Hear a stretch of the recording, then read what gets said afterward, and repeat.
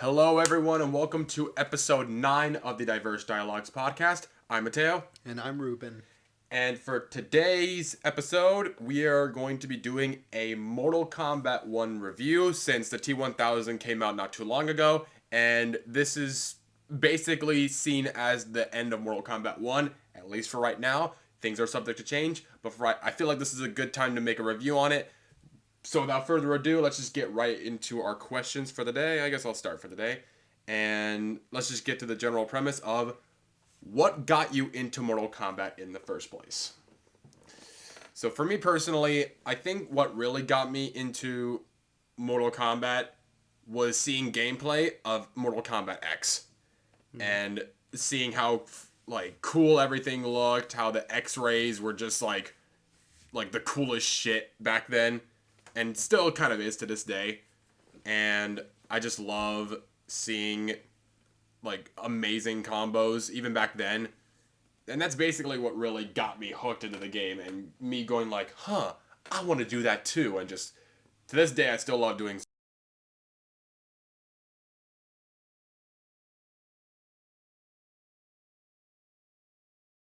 What's met? I really love the gameplay.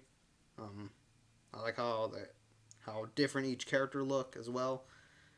And what's met? Yeah, this was around the time I was in third grade or something, and then from there it was just like a big journey. But that wasn't my first time playing MK, which I'll explain in a bit. Yeah, same. But MK9, that's what got me hooked into the franchise. All right. All right, for me, my questions are, what Mortal Kombat games have you played? And I'll go first. I played Ultimate Mortal Kombat 3 at on an arcade machine at a burger place when I used to live in Gardena. I played MK Deception on the original Xbox, MK9 as I mentioned earlier, MKX, MK11, and 1 hour of MK1. Me personally, the first ever Mortal Kombat game I ever played was Mortal Kombat 9. Because my brother had a whole bunch of games. Like, have you seen this game before? It's like, oh, you need to try this. At age 9 or 10, by the way. So I was introduced to big tits and gore. And that was, honestly, that was my first introduction to that style of game. Mm-hmm. That's okay. That was my first time as well. Was MK9. And then, yeah, basically everything after MK9 is what I've played. So MK9, MKX, MK11, and MK1. And there's definitely a a level of game, the amount of time I've played the amount of hours I put into that game probably goes MK9 with the least amount of hours, MKX then next, then MK11, and then MK1, or a mixed matchup between MK11 or MK1 with how many hours I put into the game. But other than that, yeah, those are basically the only 4 Mortal Kombat games I played besides me going to a Best Buy and playing one of those arcade machines that have all of the Mortal Kombat games on it, Yeah. and just playing a little bit of MK2. Uh-huh. All right, and then on to my second question, and this is kind of pertaining to our personal view of Mortal Kombat 1, but has Mortal Kombat 1 ruined your love for the franchise? Not really. No, definitely not. Because as much as the game has been shit on, it's just a bad game. Everyone has their bad moments, and I'm not saying that it's gonna get better over time because we don't know that yet. So as of now, it definitely had left a bit of a stain, but other than that, I still love Mortal Kombat to this day. I still love the a lot of the characters from what they have to offer. The storyline is still pretty darn good, and like I said, I still love the franchise, and I hope that the next game is gonna be better than Mortal Kombat 1 in every way, and is not a rushed piece of unfinished garbage that only now is fun. That we have to wait 2 years just for it to be fun. Mm-hmm. Yeah, for me, obviously, no, the game is not gonna ruin my love for Mortal Kombat. Mortal Kombat's one my one of my favorite video game franchises of all time. And just because MK1 is terrible doesn't mean I hate the entire franchise. It's the equivalent of I don't know, Mega Man or something. Mega Man 11 was kind of underwhelming, but that doesn't mean I hate Mega Man forever. Or Payday, because Payday 3 was terrible. So, yeah, even though MK1 is a terrible game, and Mortal Kombat's not a terrible franchise. It's one of my favorite video game franchises of all time.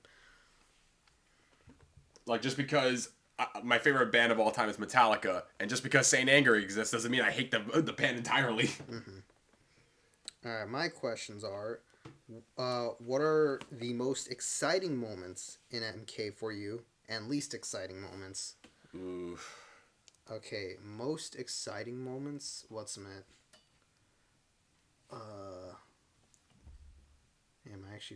I guess for me, it was the first combat pack of MK11, like the trailer for that. Yeah. With, where the major reveal was Joker and Terminator. I think that was like it for me, honestly. I think the most hype moment for me, I mean, it probably would have been Jason, but I got into MKX late in its reveal, so I wasn't like fully into it. Yeah, same. But other than that, I think the most hype moment, oh man, Noob Saibot's reveal for MK11 was pretty darn fucking hype. In all honesty, I was just comparing it to like combat trailers in MK1. I was like, oh yeah, those are so underwhelming compared to MK11. I think legitimately the most hype moment was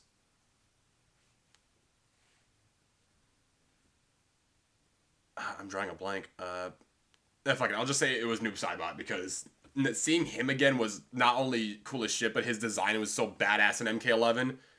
And as much as I love a lot of the DLC characters, like I said, like a lot of the ones I care for the most, Jason, it came in later, so I wasn't as hyped for it as I could have.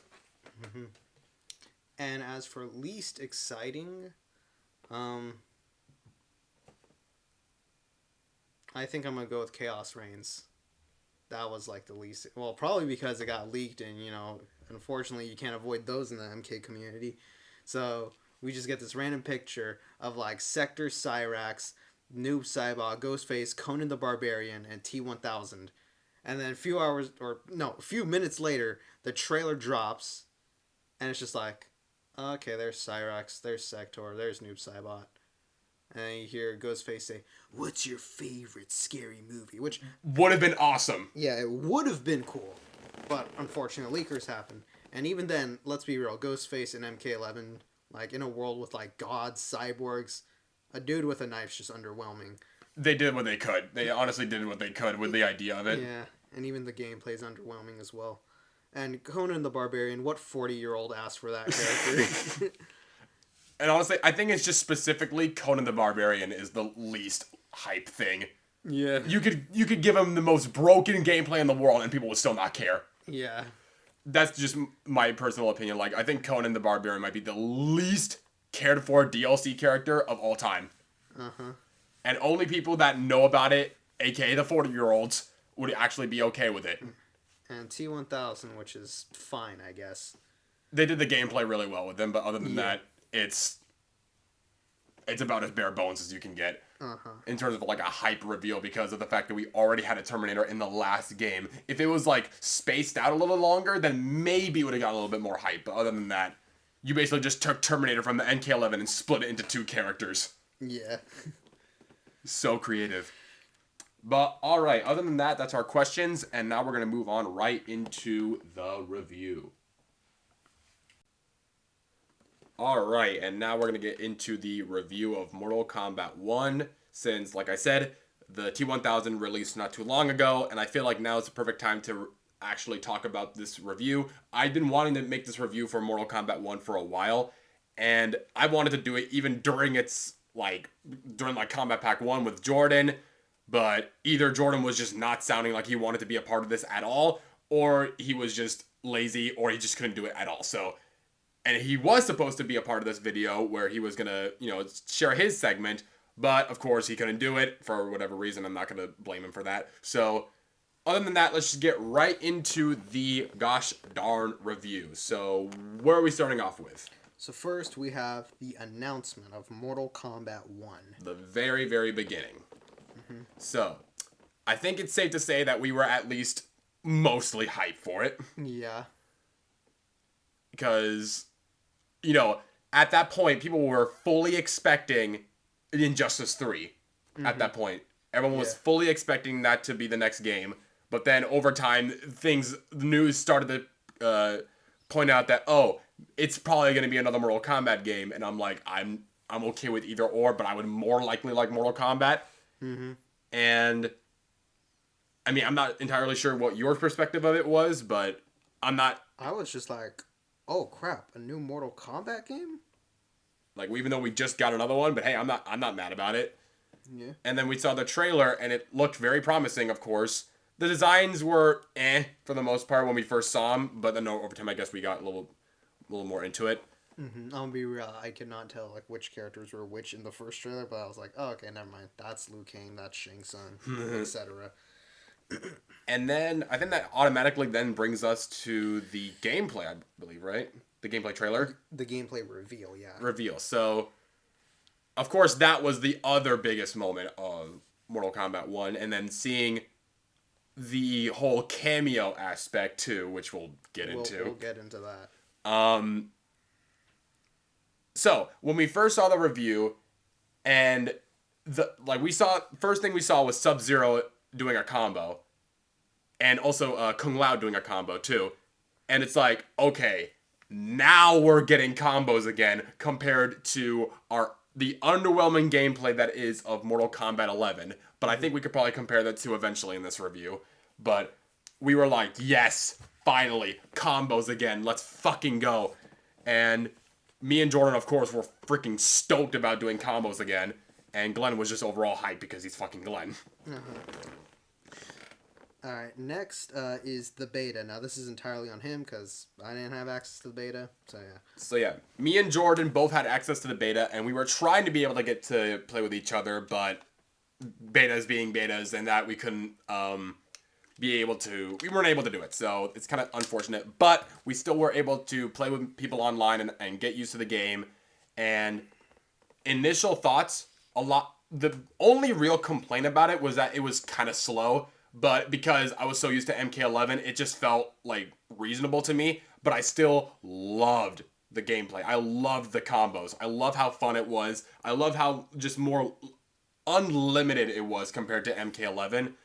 And a lot of the review of the beta, you guys can go check out on Jordan's channel, RS3000, where he has a whole video where it is a beta review. So I'll put like a link. I'll probably put it up on screen on the top right corner right now. And yeah, you guys can go check that out, and that will show you guys how hyped we were of the beta and how excited we were for the game to come out and like fully be revealed. And at that point, the Combat Pack trailer also came out, so we'll get to that as well. But yeah, in that video, we were so stoked, and now here we are. But in the meantime, let's get into the next segment. All right. Missing assets. Again, I can't really say much for this one. But... So this is when the game actually came out.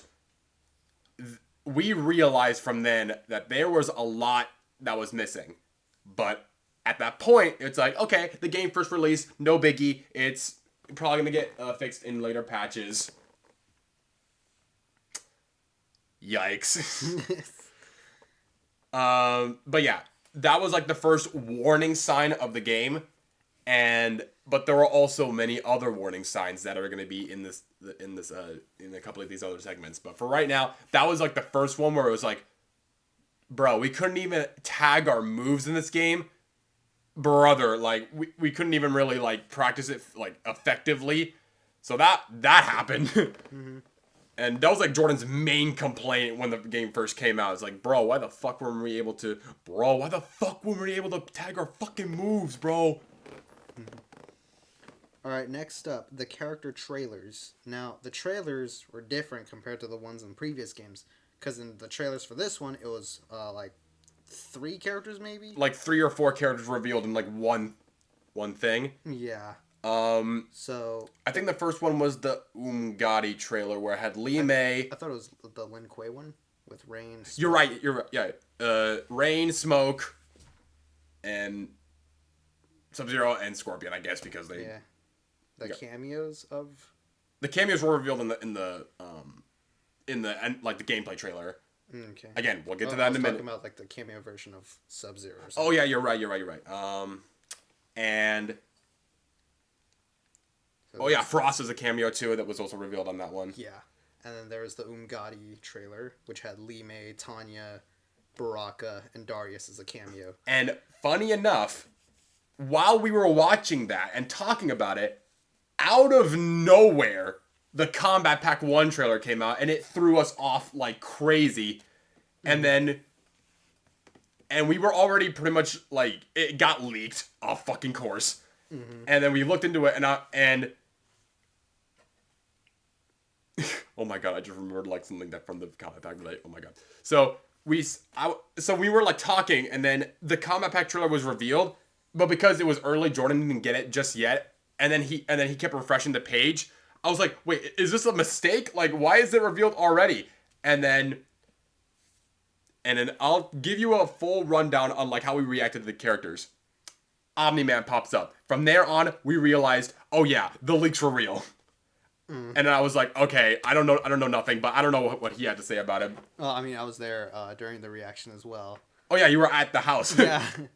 So I mean, pretty much everyone on the internet's reactions to the Kombat trailer was, okay, first Omni-Man. Oh, Omni-Man. Yep, he's here, y'all. Is that Ermac? That is the ugliest Ermac I have ever seen. That's literally my reaction. That was legit word for word my reaction. There's some people like that, and there are other people who are like, is that Collector? The Collector. Yeah. And Peacemaker pops up. Oh, John Cena. Yeah. Or Peacekeeper? Or what was his name again? What was his name again? Oh, Quan Chi. Okay, he looks identical to the MKX version. Literally almost no difference. Is that Takeda? Shit, Takeda's back? Golf clap for that one. There's Homelander. And it's like, oh, yeah, okay. Yeah. Cool. 2 Supermans in 1 Kombat Pack. Yeah. And that was in the span of like 20 seconds. Like, something. It wasn't even like a cool, like battle, like it was just them walking in. Yeah. Going back to my, questions about the hype moments. Let's compare it to the MK11 trailer, okay? So, Shang Tsung is just there. No music or anything, because, we knew Shang Tsung was going to be in the game. Then Nightwolf walks in. Again, no music, because he's in the game. And then you hear Sindel scream. We knew she was going to be in the game, but we didn't know what she would look like. It's her Revenant version floating in. Music starts tuning in. And then Spawn's chains pop in. And you're like, oh shit, okay. Spawn. And then you hear a very familiar laugh from a very familiar clown. Camera pans, and it's Ellen DeGeneres with green hair. I forgot. I mean, the Joker. Yeah, it was the Joker. Camera pans up, shows him. Camera moves to the side. Someone just walks in, music stops, and you see one red glowing eye, and it's the Terminator. Like, that was actual, like, a cinematic, in a way, trailer. Yeah. MK1's Kombat Pack 1 trailer, on the other hand. Fly down. This guy walks in. This guy walks in. This guy walks in. This guy walks in. This guy floats in. There you go. Yeah, that's literally it. But after the Kombat Pack trailer, there was the Banished trailer. Now, this was actually a big one, because there was Havoc, Ashra, and Reptile, which was the big one for that one. Mainly for this group, though. Well, yeah. But in terms of, like, a Mortal Kombat fan standpoint, Havoc was probably, like, the other most hyped character. Yeah. And then Ashra, a.k.a. the least changed character out of this entire fucking, like, game in, like, the series at all. Because it's fucking Ashra.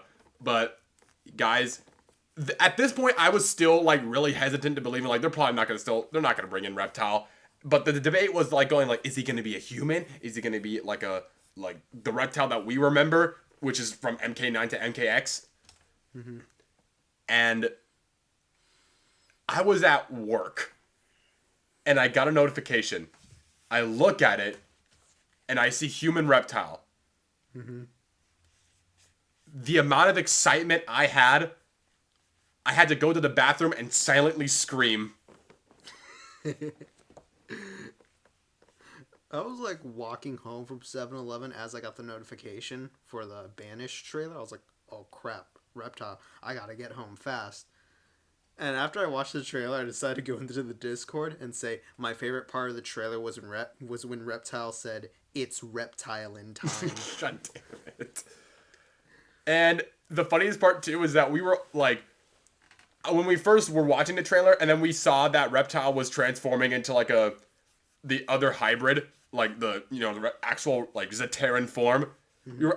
The right before it happened, it's like, don't tell me he's just gonna turn into a monster, and then just. And then, of course, Jordan was just laughing his ass off. Yeah. But then, it all works out at the end, because I'll admit this for one thing. One of the positives for Mortal Kombat 1, Reptile's change was actually a really good idea, in my opinion. I think that was a really cool part, and also gameplay-wise, really interesting for the first week. And then over time, it just got boring. But again, that's saving that for the gameplay. But yeah, then that was the Banished trailer, and I think there was the Keepers of Time, which had Geras and Liu Kang. Yeah, and yeah, that was. Oh yeah, and a couple more cameos again. Yeah, I guess the most interesting thing of that is that seeing Geras as a good guy. Oh yeah, was just like something else. Oh yeah, and then seeing Liu Kang's space fatality, which was like, wow, okay, that's pretty freaking awesome. Mm-hmm. And I forgot what it's called, but it had Sindel, Reiko, and Motaro as a cameo. I forgot what it's called though. Oh yeah, and General Shao. General Shao, yeah. The Outworld trailer, I think it was the Outworld trailer. Yeah. And we were all like, bro, what the fuck? Shao Kahn looks so beast in this. Uh-huh. But again, but we didn't really care for it. Yeah. Then the official release came out, I think.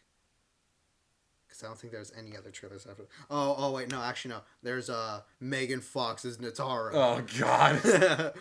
You want to talk about the downsides of the game? That's one of them. Yeah. I don't think there's any more trailers. I don't think so. Other than like Jean-Claude Van Damme, like that small trailer. Other than that, I don't think. Yeah, that's it. I think from there it's the official release of the game. Yeah, I think. Yeah. Yes. Mm-hmm. All right. So now really comes in the review. So here is our official review of Mortal Kombat 1. So. Yeah, the game had a very, very rough start. Mm-hmm. And it's the Sonic Boom treatment where it released completely unfinished, but unlike Sonic Boom, it actually had time to fix itself other than just being a release and go. So, but even then, the journey to having to wait for the updates to occur to make this game better, it was a slug and a half. Like a certain game mode, I have to say. But, man, we were so hyped for it at the very beginning, and then it finally released, and it was just the most, it was hyped for like the first week and a half, I would say, or like a week or two. Mm-hmm. And then it just started plummeting down from there. Like, it started off like, kind of like a continental slope, just like kind of there. Then it got steeper and steeper and steeper, and at one point it was at like the negatives. Yep. So let's get on with like the actual stuff in the gameplay. Yeah. Starting with the combat. Now, I played MK for like 1 hour and then got bored. So obviously I can't speak from like a competitive standpoint about the combat. So Matteo's gonna have to give a review on the combat itself. So like I said earlier, in terms of the beta, I had a lot of fun playing the characters and learning combos and stuff with Sub-Zero and Li Mei. And then when Reptile came out, at first I was like, oh, I don't really like this. But then over time I'm like, oh, I know combo routes. Oh, this is amazing. Oh, heck yeah, here we go. Reptile, Scorpion, those were my my duo for like the longest time, and still technically is my main. And of course, I enjoyed it because I was like, oh, look at this combo, something that Mortal Kombat 11 never had. And it was like a breath of fresh air at the very beginning. And I'm like, all right, I get to play with my friends. I get to be able to do good in a game for once. Because at the time, Cabal was the only character I could find that I can do combos, at least to an extent, and be able to have fun with the game. And now I had Reptile, which is like, all right, this is awesome. I get to look cool while I also get to do some fun combos. And I was like, oh, maybe this cameo system isn't as bad as I thought it was going to be. And and from there, I started getting into competitive. And I realized there was also the whole Combat League thing, which was very familiar from MK11, which I did not like. So I'm like, oh, this is very reminiscent of the thing that I did not like in the last game, where it's just super competitive people, and you then getting competitive and then rage quitting because it's just like a bunch of sweats in Mortal Kombat and people that are take the game way too freaking seriously, which then makes you become one of those people, and then it just leads you to just abandon the game and barely touch it until a new character comes out. And that's basically what the cycle was for like the longest time. But in terms of gameplay, it was fun at the beginning, and then you realize how limited they give you, even despite the fact that you get air combos and cool routes. But you could tell what characters they barely had anything working from the very beginning of the game. Like, there was barely anything you could do, and despite the fact that you were able to do combos. And from then on, you realize that you're just doing the exact same combo over and over and over again. And it just got boring, and we'll get to boring in a minute. But then everything just got stale. You could only realize that you're only good for a certain character. And yes, a part of it has to do with just me picking up like a not a really great character like Reptile, and on top of that, people just picking broken characters like Raiden at the very beginning of the game, and Omni-Man, which was annoying as shit to go up against. So, you dealing with that a lot, and then you getting your ass kicked, you feel like you're doing good, and then you just get like immediately destroyed by that player, and then you having to grind your way through Combat League literally felt like you were doing like algebra with the flu. And it was not fun. All of the not fun started to come in the minute that the game started to get more, like, when people started to get used to the game after, like, more into its lifespan, which was literally only like a week after the game was released. And stuff like, oh, we couldn't pin our moves to check out new combo routes. That wasn't in the game when it first came out, and we had to wait until like 3 updates later for it. And then seeing like, oh, this stuff is going to be announced. Oh, guess what? Never mind, it's got canceled. Like, and then you then having to wait from trailer to trailer to trailer to realize that, oh, they're going to add more stuff in gameplay. It just further proves how little prepared they had for this game and how legitimately unfinished this game was at release. Mm-hmm. But going back to the combat, don't worry, NetherRealm decided to put a band-aid on your flesh wound with cameos. And that's a whole different thing. So, from the very beginning, they released cameos as a concept. And I'm like, okay, it's like an assist game. Mm-hmm. And it's like, and at first we were, of course, it was all like the fear of the unknown. It's like, wait, are you telling me that Scorpion's going to be a playable character, but it's only going to be Sub-Zero as a cameo and you're not able to play with him? Like, stuff like that. And I remember a quote from a review long before the game was released, and where they announced the cameos, and it pretty much, oh my god, that voice crack, that quote still resonates to this game to this day. At the end of the day, no one's happy. True. Like, that was just a foreshadowing of the entirety of the, like, lifespan of this game. And cameos. Okay. Fun idea, should not have been the base gameplay. Yeah. In my personal opinion, it should have been like its own separate game mode. 1v1 should have just been the base game, and having the characters be able to do anything, like limitless combo opportunities, and not being so darn restricted to the cameos, and have cameos be like a power-up thing or a combo extender. Limited to that, and not just be like and also not be just only be ambush moves. That's what it should have been.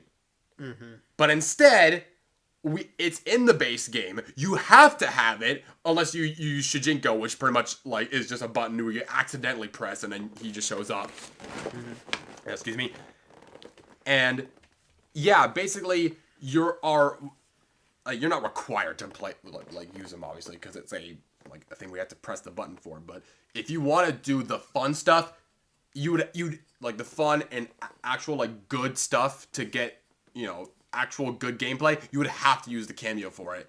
And because without the cameos, they're basically they're basically almost on the same level of limited as MK11 gameplay, just with like slightly better combo opportunities. But like I said, I used Scorpion I used Reptile and Scorpion as my cameo for the longest time because I saw a dude named Honeybee. You probably know him for like being the reptile main at the very beginning of its release, and I enjoyed that. It was like my favorite, like because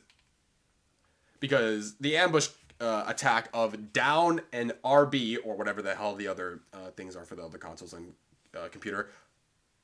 Oh my god, yeah, and crossplay wasn't available. We have to get that in a minute. Mm-hmm.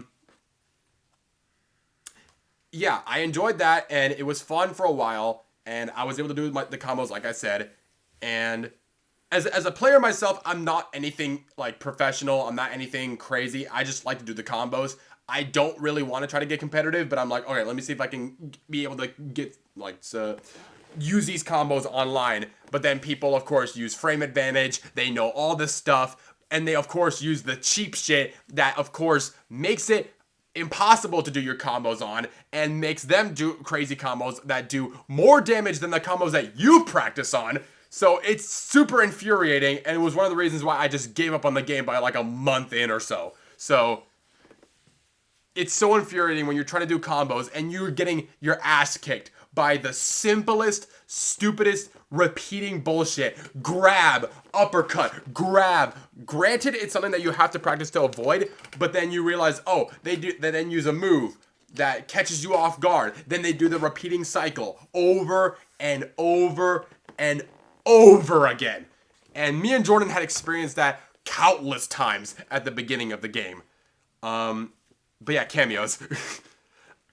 Like I said, it's a fun idea, good on paper, but then it was so like you basically stick to one cameo and that's it. You do not try to use any other cameo because it's like so like again, it's fun, but then you realize that why do I have to have this be the reason why I need to be good at the game? Mm-hmm. And I don't know if you want to say anything about the cameos. Well, I guess one thing I do dislike about the cameos, I guess not really the cameos, more like that there are some characters who need to rely on cameos to stand a chance. Like, for instance, Havoc at the very beginning of the game. He was, like, you could not play him unless you had a cameo. Yep. Like, you used your cameos as crutches, essentially, when you're playing as Havoc. And let that slide in, let that sink in. You have to use a cameo for a character who can basically never die. So, basically, the cameos were, you need to use this, other than it's a fun addition. Mm-hmm. Because now it's like, okay, now most of the characters can play without cameos, when it should have been, from the very beginning, the cameos should have just been a separate game mode, while you had 1v1, and in the story mode, it differentiates between the two. So it starts with 1v1, and then over time, you get to the double battles with the cameos. Yeah. That's what it should have been. Yeah, it should have been. I don't see the problem with including a new game mode of just strictly 1v1s if they can happen in the story mode. And now we're at a point where like most of the characters can actually not even need cameos.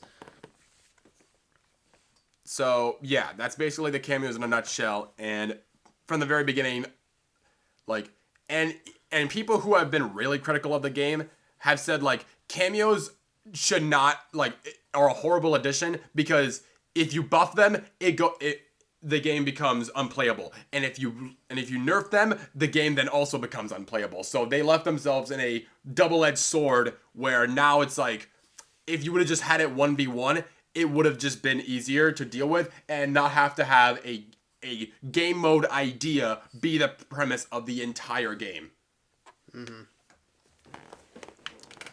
All right, now let's ignore like the main gameplay and all that. Let's go to its two game modes, okay? Just two: story and invasions.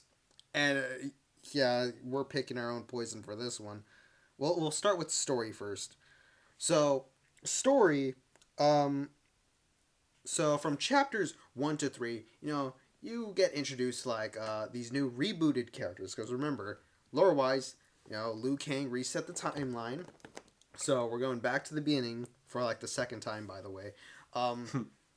So, we get introduced to this human version of Raiden, which honestly has the same flaws as the previous version of Liu Kang, where sure, they're really strong, but personality-wise, they got pretty much nothing. Kung Lao is somewhat the same. Johnny Cage is also just the comedic relief character, although without Sonya, it feels kind of left out. Kinda, yeah. Yeah. Just this random chick. Yeah. That's his wife, I guess. Yeah. It did give birth to a really good meme. What in the actual fuck? Yep. And Kenshi, which honestly, I think in this game, he had the most like character development. I would say so too. Yeah. Oh, and actually getting to see how he lost his eyes, I think that was one of the coolest moments of the game. Yeah. In my personal opinion. I really liked that. Because it was so shocking.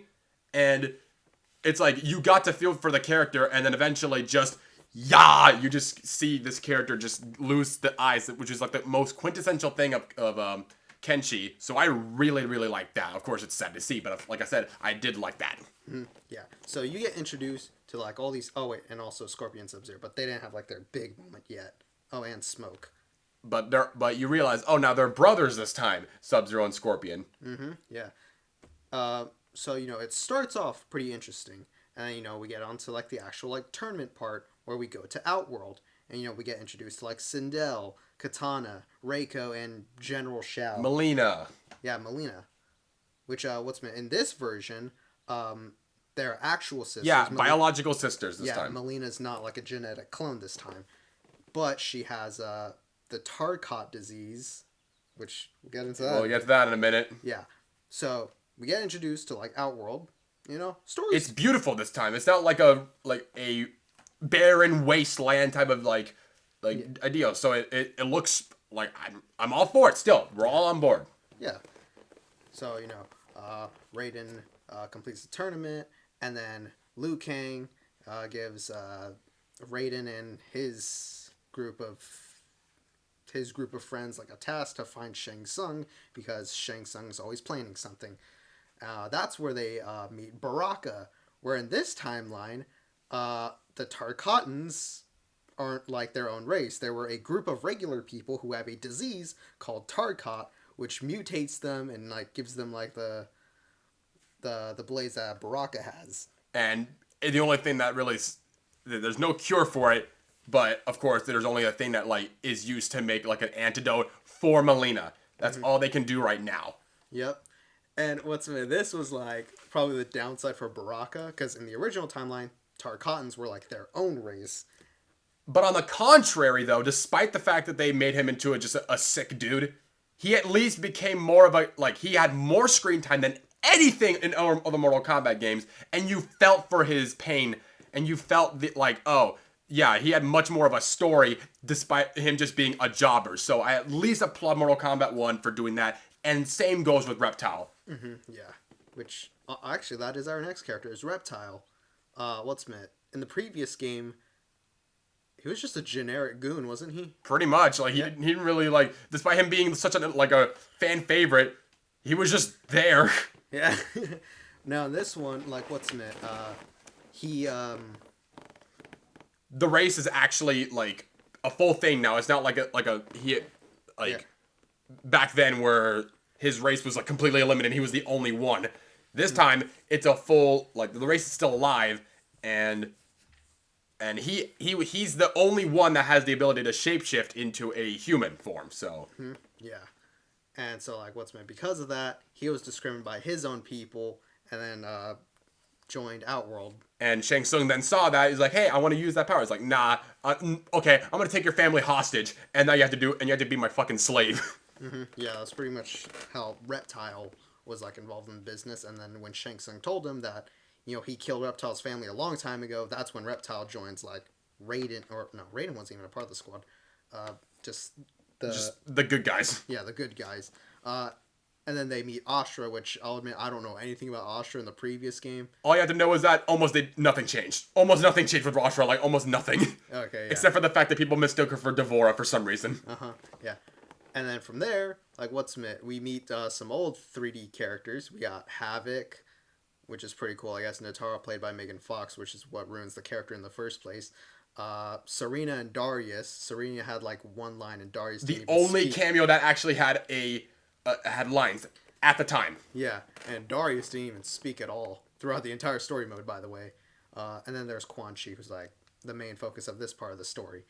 So, let's admit, all these guys fight or whatever, and then Quan Chi summons a Soulnado, and, like, also creates Ermac as well, which Ermac is a whole nother can of worms we'll get to in a bit. But that is when Kenshi unlocks his power, and that's when Kenshi is actually, like, a badass from now. And it's also when Quan Chi lost his color and became white. Which, sure. Yeah. From there, story's still interesting, right? And then and then we get to Reptile's chapter, which from there, honestly, my memory's a bit fuzzy there. It's just like your generic, like, heist type of, like, chapter. Yeah. And then afterwards, they return to Earthrealm, and they also bring Reptile and Astra with them. Yep. And that's the last time you ever really see them that often. Yeah.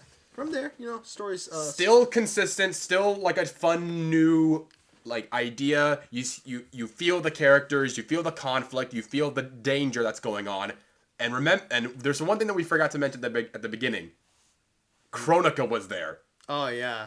And if that was not a tease and a half on what was going to happen later in the story, I don't know what was. Yeah. Then we get to chapter with Sub-Zero, Scorpion. Which, again, really cool chapter. Really cool. And you see the brotherly dispute. You see Bihan still being a goddamn dumbass. Yeah. Yeah. That's the one thing that's been consistent of this entire thing. Bihan has just still been just a douchebag this entire time. Yeah.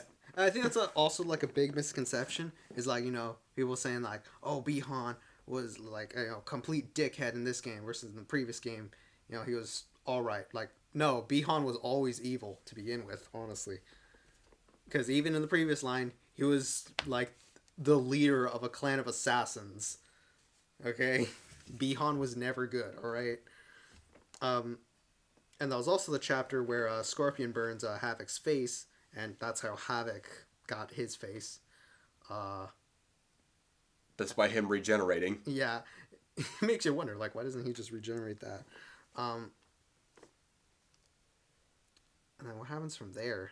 And I guess from there, it's also like you realize then that Havoc had turned from, like, this character that was always seen as like the chaos bringer. We'll get to that in a minute. To just being a jobber. Yeah. Like, one of the hypest characters just became a background character. Then we get to Lee May's chapter, which you then realize that everyone in Outworld basically treats her like shit. And then we get to Sindel's chapter where, like, it was actually General Shao and Reiko that's been doing, like, the bad stuff and all that. Yeah, under Shang Tsung's bidding. So, like... Mainly because of the fact that Shang Tsung was never supposed to gain power. He was just like a guy trying to, like, sell like, mock shit on the side. So the good guys of Outworld, so, like, Sindel, Melina, all of them, they joined Liu Kang, and they joined them to fight Shang Tsung. at the temple or something. And Ermac returns, and it turns out, well, I mean, this has been a fact. One of the souls in Ermac is Jared, which was the past father of Melina and Katana. And I've always wondered, like, why hasn't that ever been brought up in the original story? Because that was a fact since MK9, but they finally bring it in MK1, where one of those souls is Jared. And then he finally comes out, and it brings in the loving family reunion thing Yeah. to then be completely voided by the next few minutes of the story. Yeah. And then now we got to the big one. The Melina chapter, right? Yeah, Melina. Melina's chapter. Now we get to the big one. So Kronika in the beginning was not Kronika. It was actually Shang Tsung in the previous timeline. And you realize then, from that point on, they're still doing the whole timeline bullshit.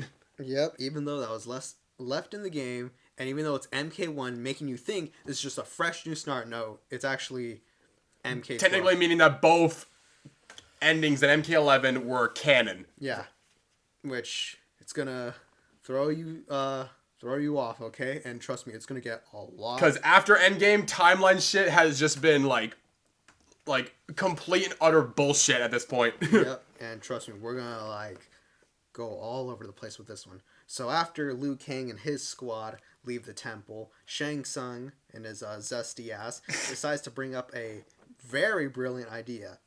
So, as he stated, after their fight, it split into two timelines, and Shang Tsung thought, can't there be more timelines?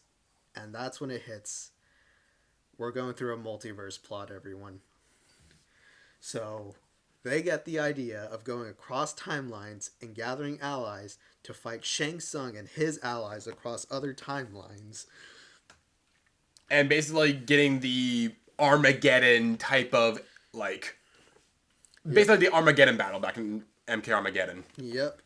So, Liu Kang calls in Katana from the original timeline. They reunite, and then they also bring back Kung Lao, Raiden, and all their armies and all that. And Shang Tsung also has his army from other timelines. And then from there, we get the Armageddon Pyramid, which the only cool thing I like is that you actually pick who you want to be for this final chapter. And apparently every ending is canon for whatever reason, I guess. Oh yeah, that's another thing. All these timelines, they're actually from endings from MK11. So pretty much all the MK11 characters except for Aaron Black, they return, as well as other characters that were just scrapped. And there is a point that Ruben made about the endings for both this and also Chaos Reigns that we'll get into in a minute. Mm-hmm. Yeah. So, the Armageddon chapter starts. You pick whoever, which isn't... Okay, if you pick a good character like Johnny Cage or something, it's that version. But if you pick an evil character like Havoc or Reiko, it's just some alternate timeline version of that character. Yeah, so I think the right choice, the only choice was Liu Kang or something. Yeah, and in this battle, you fight either gender swap versions, cyber versions, or hybrids of other characters. Which is okay, I kinda like that. Yeah. As stupid as it is, I like it. It's crazy. Uh-huh, yeah. So you get all these characters from different timelines. You could say that it's chaotic. Yeah. And they're all clashing together, and then you finally reach Shang Tsung and Quan Chi. And it's just a regular battle without a cameo. And then... It's literally the most underwhelming... No. Quan Chi was a cameo. Yeah, Quan Chi was a cameo, yeah. Literally the most underwhelming boss fight ever in a Mortal Kombat game. Yep. Anyways, you defeat Shang Tsung and Quan Chi, and then that timeline starts collapsing, since I think that's their timeline where that pyramid's being held. So Liu Kang sends whoever you're playing as back to their original timeline, and then we all go to the tea house, and then, it's all chill. Realms are at peace. Until we get to the DLC, which we will get into in a bit. So, when you realize, it was literally at that very moment where the timeline bullshit came back, and it's why? You could have just made a whole new world, or just... God, it was just so infuriating. Even though I'm all for the idea of, new, I like the premise of new timelines and stuff like that for other opportunities. Mm-hmm. Like, I don't mind that. Like, oh, what if this character was like this? Or what? I like the idea of that. But what it's the stupid idea of like you trying to like connect them all together and like trying to make it seem like, oh yeah, this is definitely what we were trying to do, or like this is definitely like a good idea to act like this is something that was like going to be big and like everyone's going to be able to understand it, and there's going to be no plot holes in any way, shape, or form with the idea of timeline bullshit. Yep. And in case it wasn't obvious, this chapter is one of two things. One, it's nostalgia bait of Mortal Kombat Armageddon, obviously. And two, it's to cash in on the multiverse trope that's happening in all forms of media now. Great. However, here's the problem. First, when you compare it to MK Armageddon, Armageddon is way interesting because you know each and every one of these characters, and all these characters that you are familiar with are fighting against each other. Versus, in the new one, you don't know, like, in the main story, you know, obviously you know characters like, you know, Johnny Cage and Kenshi and all of them, because, you know, you learn about them in the story. But some characters like Reiko and Havoc, you don't know much about them. And in the multiverse version, you don't know any of these people. So it's like, why should I care about? And that multiverse thing gets even more apparent with the DLC. Yep, which, well, again, we'll get into that. But here's another comparison. I'm probably going to go, like, off the charts with this one. Take Avengers, Infinity War, and Endgame, for example. You know, like, a majority of those characters from all their past movies. That is, like, decades worth of writing. And when you watch Infinity War, you know, you see the ending, which, honestly, who hasn't at this point? All these characters, well, not all of them, half the characters you love and you've known for a long time, they get snapped away from existence. And it was shocking. It was like that happened to my favorite, like, fictional character? Like, it was the most, like, jaw-dropping, most heart-sinking moment to see a film that, again, it's not even that often you see a movie where the good guys lose. Yeah. And then Endgame comes out, and then, of course, just... every character from, like, well, almost every character from all the Marvel movies come together, and they fight Thanos and his army. Now, imagine this. Imagine the movies for all those characters did not exist, and you're just randomly watching this movie titled Avengers Infinity War. You're like, who are all these characters, and why should I care about them? It's like, you need to have the context for all of this. Yeah. Before you get to any of it. Because, like, the new timeline stuff only is, like, good if it's existing characters, like, the character, and not some other, like Joe Schmo version of a character that's, like, from, like, bajillions of other timelines where you do not care for, at least in one bit. Like, a certain character, like, a certain character's death in the Chaos Reigns, which we'll get to in a minute. Yep. But anyways, after the whole Tea Party thing or whatever, and Liu Kang's like, now the realms are in peace. We get a little teaser of Timekeeper Havoc or whatever. And he has his, like, versions of his characters and all that. And then Havoc says, like, this is just the beginning. Now we're gonna unleash more chaos. Which is like the Havoc that we're more familiar with, the actual, like, chaotic bringer of hell Havoc that we know and love. Yep. But hey, that's just the story. But we'll get to the DLC in a bit because we still have another game mode we want to talk about, which is Invasions. I'll make this quick because we've been talking for almost an hour already for this part. Invasions, the most boring fucking game mode you can ever imagine in anything ever. I need to take a swig of my water. Uh-huh. So, new game mode should be fun, right? You're expecting it to be like, oh, the next, it's the replacement of the Crypt, okay? Something new. Not many people really like new shit. Nobody likes changes, but if it's good, it'll bring people in. It was not good. It's the most boring, most basic ass fucking game mode you can ever imagine anywhere. You do this, you walk a tile, you have to fight. You have to walk multiple tiles. You can't turn back if you make a mistake. You then have to go and do a battle that's like 3 seconds long and then see the title screen without, like, any, like, and have to go through, like, towers. You have to, like, find stuff. You did not have a map back then, so you couldn't navigate properly. You'd have to like go around and just hope that you find the right path, and you had to go through every fucking tile.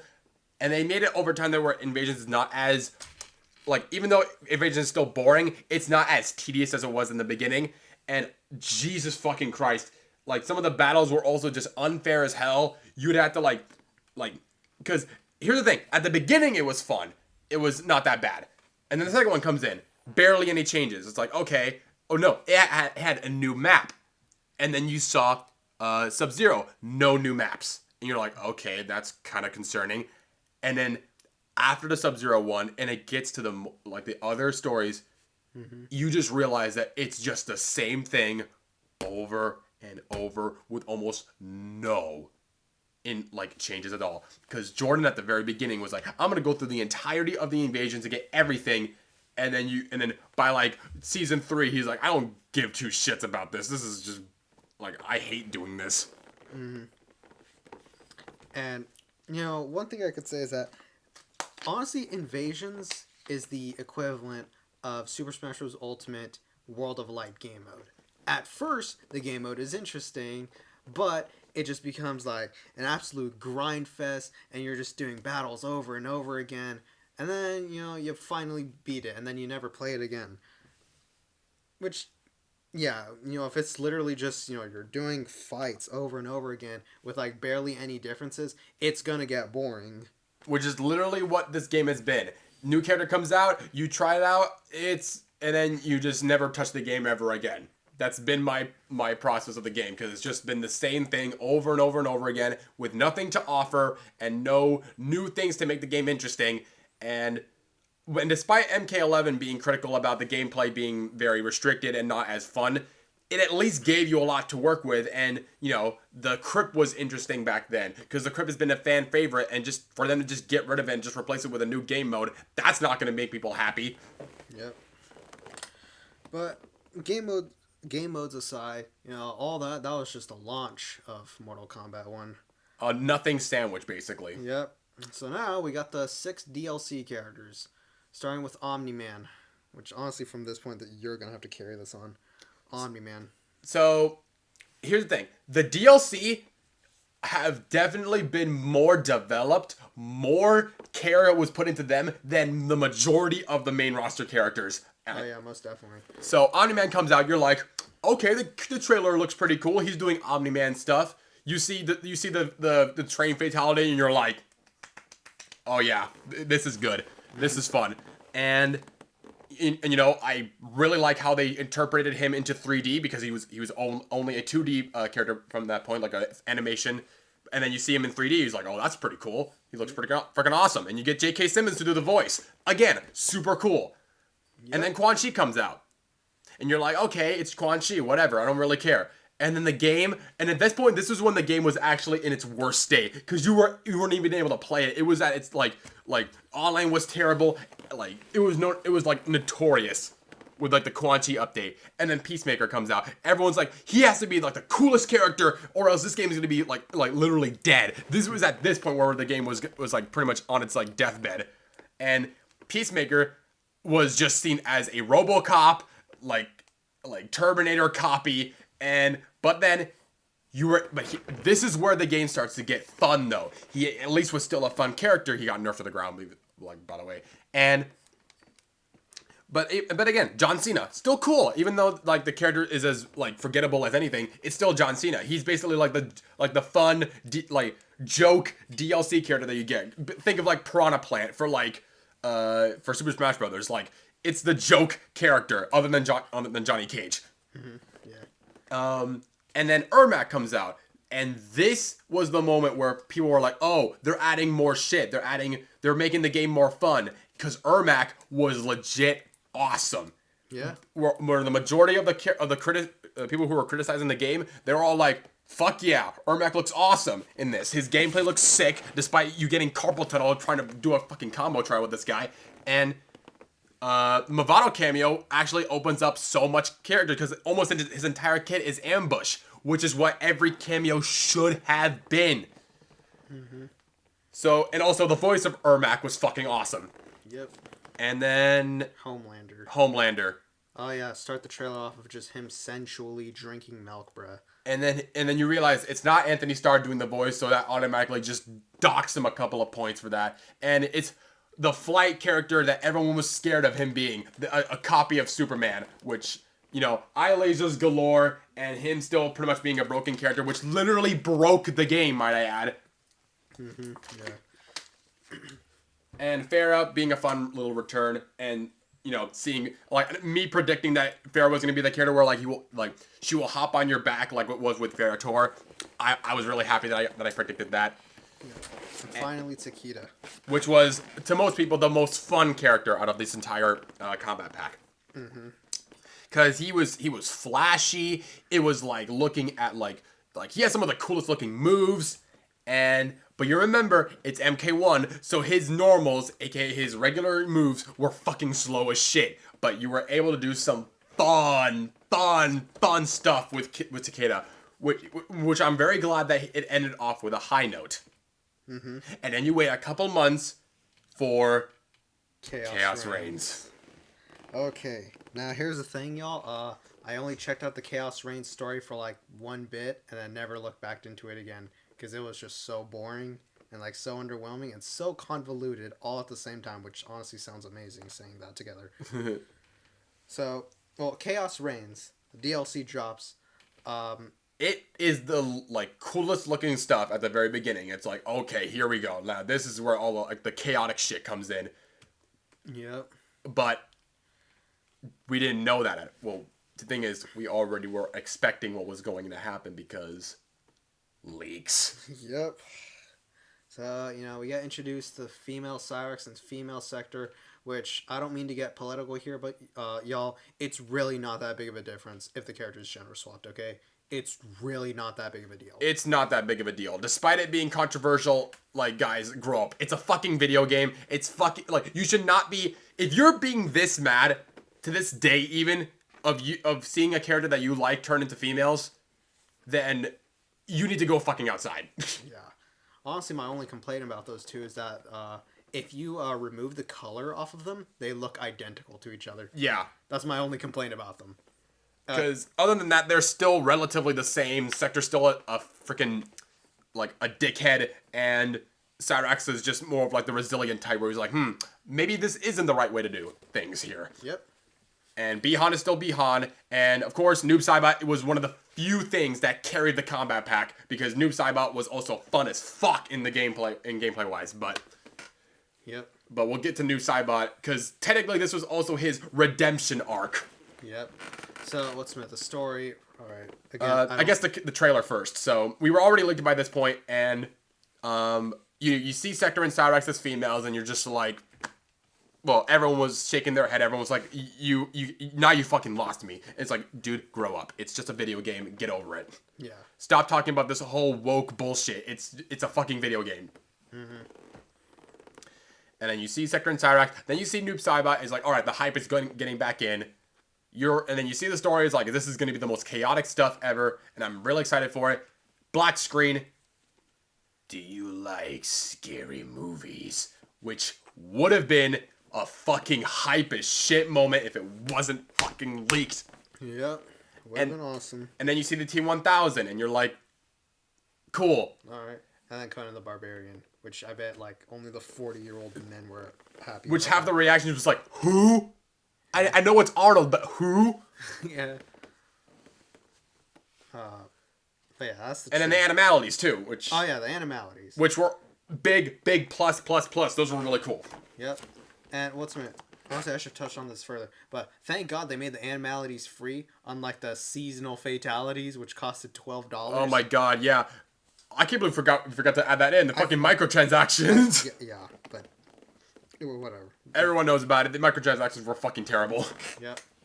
But yeah, that's the Chaos Reigns trailer. Fuck you, Warner Brothers. Yep. Chaos Reigns trailer, and then Chaos Reigns finally comes out. So, other than the characters Cyrax, Sector, and Noob Saibot being playable... From the very beginning. Yep. The trailers made them look really, really awesome because they were legitimately fun characters. They were more developed, more to them than any of the base roster characters. And then you had to wait for the guest characters. Yep. Actually, let's talk about the game, or you talk about their gameplay, and then we can talk about the story. So Cyrax came out, and it's Cyrax doing Cyrax things. Multiple bombs everywhere. There was an infinite glitch that happened, because of course there was. And Sector comes out, and you're like, oh, wow, she actually looks really awesome. And then Noob comes out. You're like, this is the best that Noobs has ever been in a gameplay-wise, because he is more combo-heavy than just being a goddamn zoner that is as boring as ever. So, really, really cool that they made these changes. And despite that, because other than Reptile, Noob and Sector were like my other favorite characters in terms of Mortal Kombat, and I'm really happy that, like, the only reason why I bought Combat Pack 3 was because of Sector, Noob, and Ghostface, which is half of it. So I'm like, okay, I'll at least get it. But if it was only one character that I was excited about, I probably would have never gotten it. Mm-hmm. So I'm glad that those three were there, and so I really got into Sector and Noob's gameplay, not so much of Cyrax, and not really much to say other than they were all really, really fun characters, and like their trailers obviously made them really, really cool. And then came the waiting game for the DLC characters, but we had a story right in between that. So yep. So as with the teaser at the very end of the original story, Havoc is now going to cause some chaos, because of course he will. It's the original Havoc. So what's it? Kuai Liang and what's her name again? The wife. Harumi are having their wedding, and Bihan, being an absolute dickhead, wants to crash this wedding with the newly trained Cyrax and Sector. So they crash the wedding, and then Cyrax is like, no, maybe we shouldn't do this, because this is just wrong and all that. Man, honestly, I do not remember much from there. But eventually, I mean, maybe I'm skipping some shit, but Havoc, or is there anything important before Havoc? They get captured. Sector, Cyrax, and Bihan, they get captured, and they are sentenced to and then Havoc then comes in and disrupts everything. And let me tell you this: if you've seen the trailers, you've seen the entire fucking storyline. Basically, you've seen the whole goddamn thing, and I hate when trailers do that. So Havoc comes in, and he's like, I'm gonna do this, and that to you, cause chaos. Yep.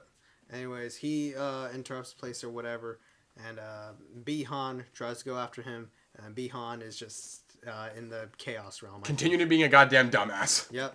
So Bihan's captured basically, and then Havoc turns him into Noob Saibot, and he will become important later. And also Sector and Noob Saibot have a thing too. Oh yeah, that too. I definitely know that pissed a lot of people off, seeing their favorite characters. I mean, would you prefer them being gay? Would that cause it been more of a disturbance? Probably. Yeah, most definitely. So now Sector and Cyrax are now working with Liu Kang, and was Liu Kang even like a part of it? I don't remember. Again, I only saw the story once, so I don't remember. Oh yeah, it was Sector and Cyrax and fucking Kuai Liang. They went into the thing, and this is now where it's like you meet a different timeline: Johnny Cage, Rain, and Tanya. Mm-hmm. Yeah, I remember this part. And you're like, okay, hi, but you're not the characters that we remember. Uh-huh. You're not the ones from the original timeline. So I guess you're now a part of this now. Yeah. And then you see the arena of all these Havocs, and you're like, okay, cool. And then they are sent down this maze, and Rain dies. Yeah, he sacrifices himself, and then, we're supposed to get teary-eyed or whatever. One thing, I have no fucking clue who this guy is. I mean, it's Rain, but not the Rain that we're used to. So why should we give a flying fuck about it? Uh-huh, yeah.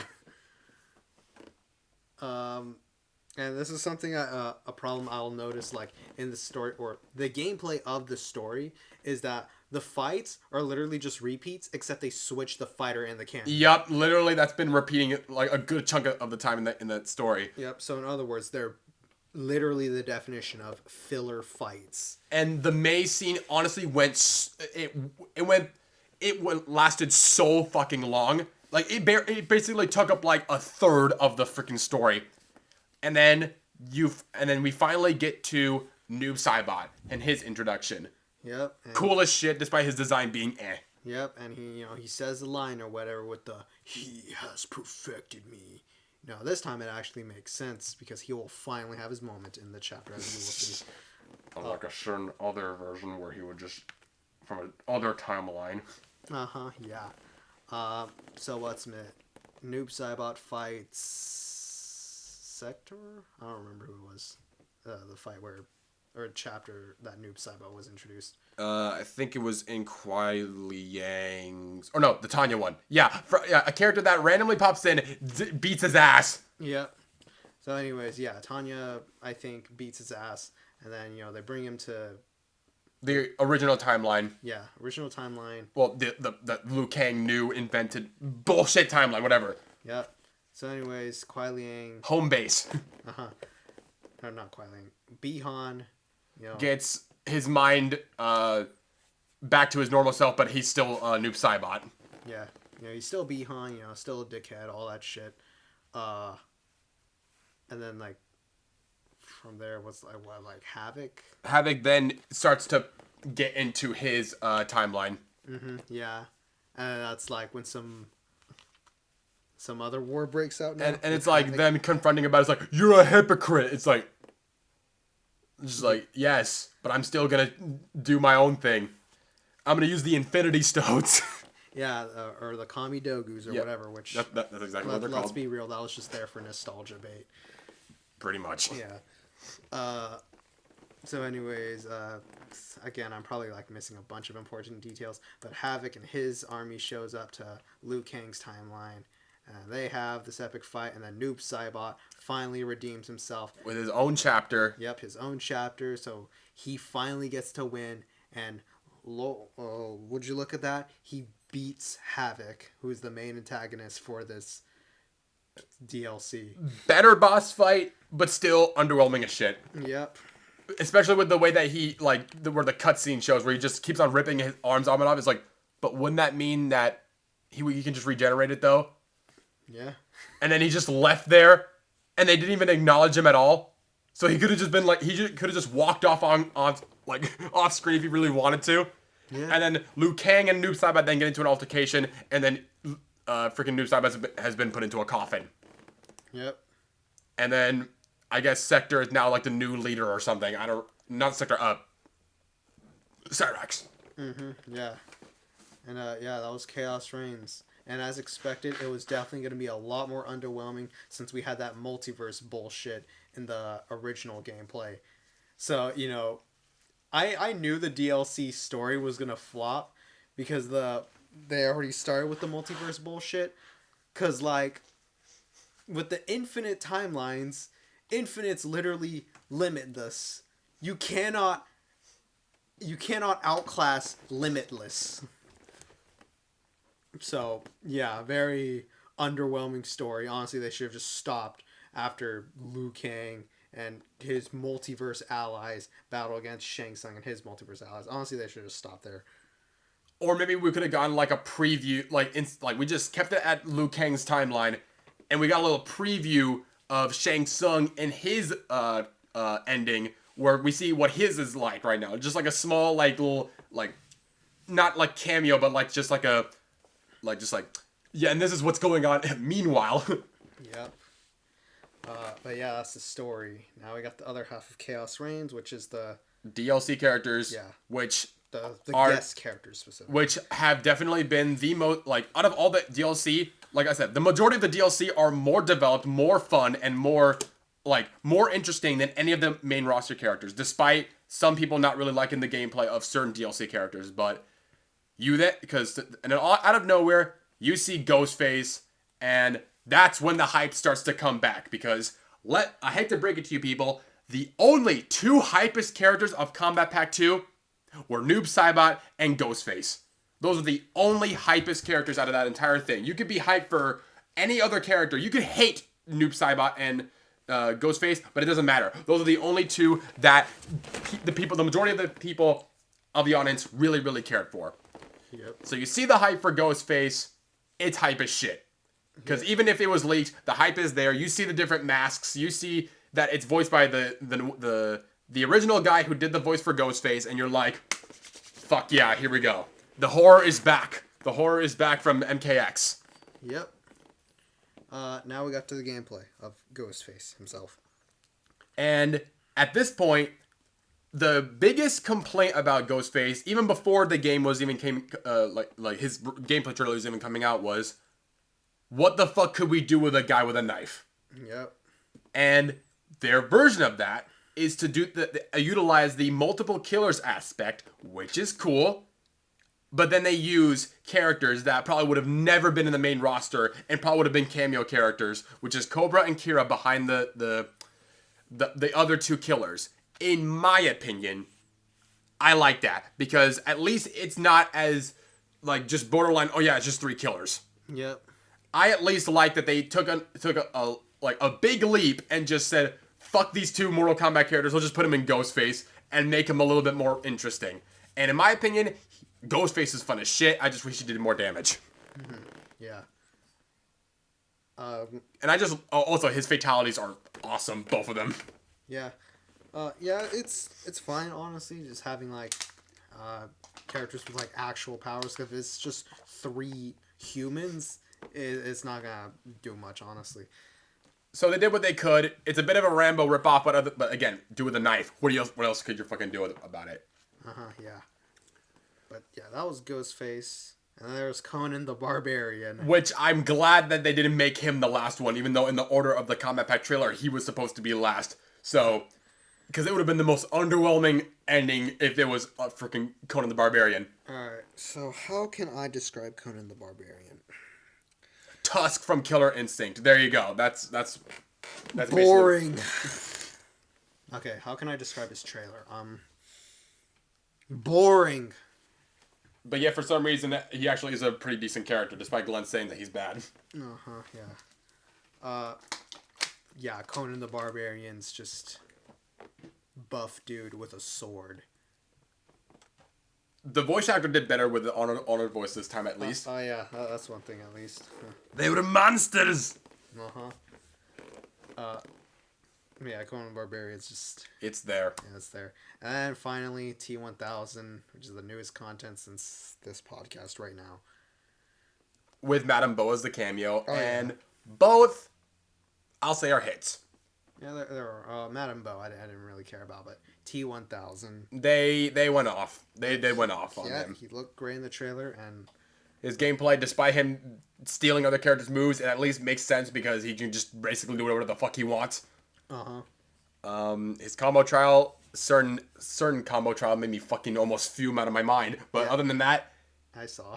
he's definitely the most overpowered character in the game right now, and super fun. And it's like one of those things. That's like no, there's no way he can do this too, like that type of character. Mm-hmm. So I'm glad that they at least ended off with a mostly high note and giving characters more fun gimmicks, like for Baraka and Melina, where you can, instead of using your fatal blow, you can basically just go all in with your combos, which is still really, really cool.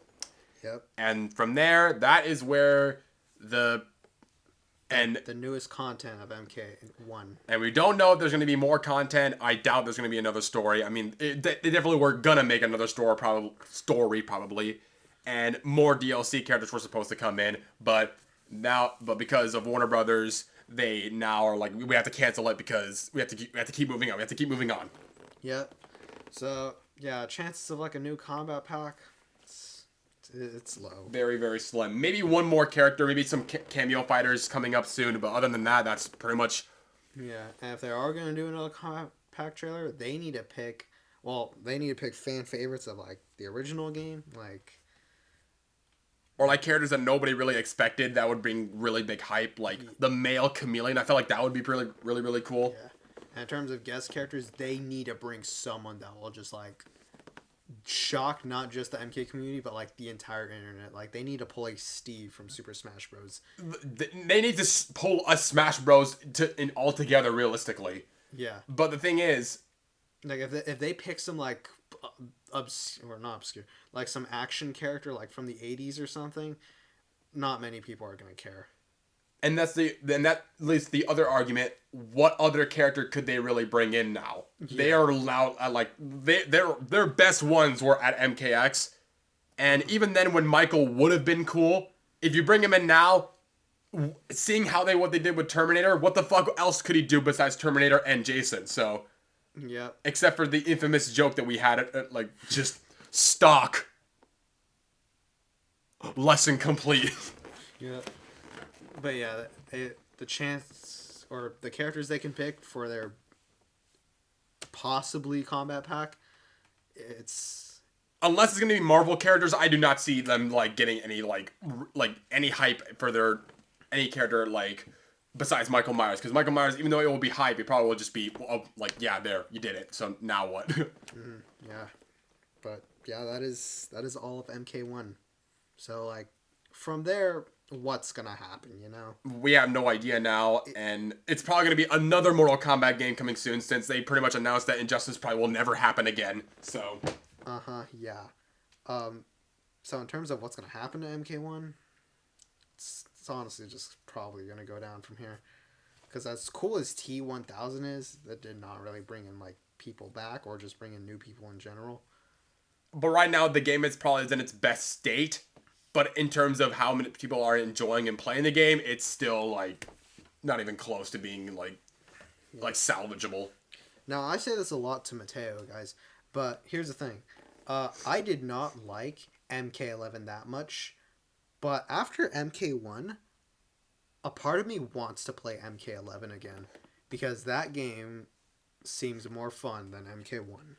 And I want to bring up the crossplay aspect, because when we found out that crossplay was coming into MK1, we were like, yes, yes, yes, yes, we can all finally play together. This is going to be awesome. Yeah, but at this point, I didn't even care about MK1. Didn't even bother reinstalling when there was crossplay. But then you realize, it's not going to come out with crossplay. You have to wait until fucking Peacemaker for the crossplay to come in. Yeah, and I think that's like a major problem with this entire game. You got all these cool features, and they just release it like some point instead of releasing it at the beginning of the game. They released the game too early. It was rushed, and you are left with just this mess of a game. And then it took them pretty much now, to give you the best version of the game. Yep. When they could have released it released a good, hell, I could have accepted a like moderately decent version of the game instead of an unfinished. Yep. Like that game released in fall of 2023. It is spring of 2025, and the game is now fine. And that's been the case with most NetherRealm games. They release the best parts of the game at the very end, when they could have just released it like fun as it is. Yep. But yeah, that is MK1. Overall rating. I mean, yeah, it's honestly like a huge trip, you know, like since the very beginning, we were all so hyped about it. We were so happy. We watched all the trailers together. We said, shut up and take my money. We're about to have so much fun with this game. Yep. And here we are now, only playing it when characters are released and never touching the game after that. Yep. There's me, who only played the game for like an hour and then never played it again. Jordan plays it for the combo trials and then never plays it again. I play it at least long enough to where I can learn combos instead of just doing the combo trials and being like, okay, this character's fun. Yeah, and Glenn plays every now and then. Because he's Glenn. Yeah. But yeah, it's really... then there's Landon, which I don't even know if he's even playing it at all either. I don't know. But yeah, it's honestly crazy. And this is something that I also wanted to say for the longest time. Wait, hold on. I think I lost my train of thought. Fuck. All right. You say some stuff while I'm. But overall, in all honesty, this game was It's not great. Oh yeah, I remember. Why? I don't think this is the worst Mortal Kombat game. No, definitely not. But this is definitely the most hated Mortal Kombat game ever, in my opinion. For sure, definitely. Like, if I were to play every single Mortal Kombat game, this is probably going to be, like, in the middle somewhere. Yeah. Like, I'm sure Special Forces is going to be worse than this. Because now, I believe Mortal Kombat 1, or was it 11, is a 7 out of 10. And it's kind of pushing into a more generous state, but back then, it probably would have been like a 3. As of right now, it is... Well, because I don't even play the game in the first place, right now it is like a 5. Like, I can watch someone play the game and be entertained, but I'm not going to go out of my way, actually reinstall the game, and then play it for fun. Because that would be the equivalent of, like, reinstalling Overwatch. And ain't no way I am reinstalling that. I mean, only either a content creator who's played since day one would reinstall it, or a masochist would reinstall it. But yeah, that's... Or a guy that just cares for the DLC collaborations that will obviously pay for anything that involves stuff that he likes and should not be spending money on that. But anyways. Yeah, overall. And Mortal Kombat 1, it is 5 out of 10 for me. I might drop it down to a 6. It's like a 6 or a 7 in my opinion. Yeah. And like Ruben said, they need to bring, if they were going to bring in like another combat pack, they need to bring in like the best of the best. They need to bring in they need to make an update where it pretty much reverses all of the hate. And that is easier said than done. Yep. But other than that, we would really like to hear what you guys have to say about Mortal Kombat 1. How you felt about it, how was your expectations, and if it still is a game that you really, really like, or if it's a game that you really, really hate. We would really like to know about that, because we pretty much are middle ground in terms of the game, and the thing is, we are not going to put so much effort in, we are not going to put all of our thoughts into it, because we barely really touched the game. We said it from the very beginning, we're going to make so much content, and we only made a couple of shorts, so... So yeah, we're not fully devoted into it like so many Mortal Kombat haters out there. Like there were so many videos hating on oh my god, there were so many videos hating on the game, and people who are diehard Mortal Kombat fans that you would expect, other than Uncaged Games and Maximilian Dude, who would just chill on the no, Uncaged Games would just chill on the game like it's nothing. He would just be like, yeah, this is the best thing ever, and Max would just be like he would chill, but he would at least give a lot of criticism, and at least not, he was more of the middle ground guy. But then MK Tom Brady, Dynasty, and Fate Unknown, not Fate Unknown, but Fate, those guys went off on the game and been yeah, this is the worst thing that they've ever done in their lives, and should have been doing it this way. The amount of the amount of bullshit and the amount of hate that this game had gotten is astronomical. Yeah.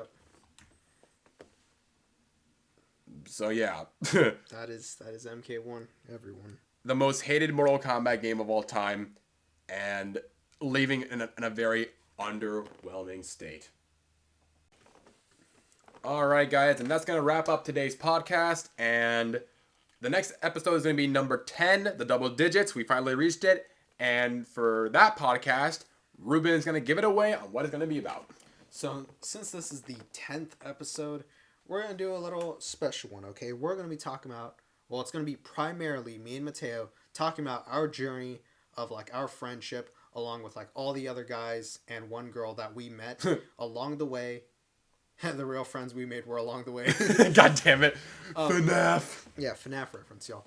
But yeah, we're going to talk about our journey, how, we became friends, what happened from there, and how we met the others. Funny stories in between. Yeah, funny stories in between. And, well, of course, I'll try to, just keep it as lighthearted and not going to say any personal shit. And, it's just going to be for funsies, okay? Yep. And we'll see how it goes from there. But other than that, I'm Matteo. And I'm Ruben. And we'll see you guys next time.